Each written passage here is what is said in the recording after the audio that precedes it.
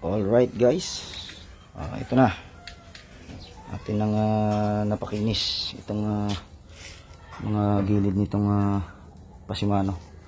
So hindi na siya matalim. Ayan. So bali itong kantob medyo binilog natin konti. Ayan, kung mapapansin nyo guys, ayan. Ayan.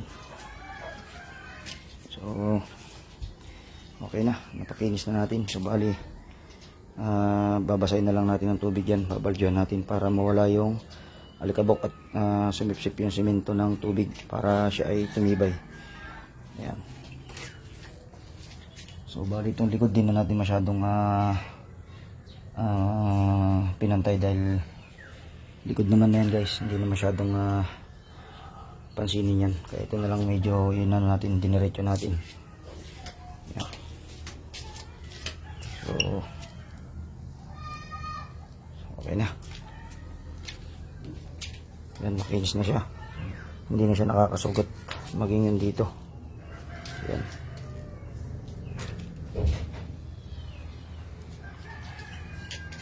Konti na lang. Pwede nang upuan. Matigas na. Yan. So kung papansin nyo guys, makapal yung ating ginawang buhos. 10 cm. So balik kasing kapal siya ng hollow blocks. Ayan. So kailangan nating kapalan dahil para matibay, para hindi siya magiba pagka may umupo na malalaking tao, heavy weight.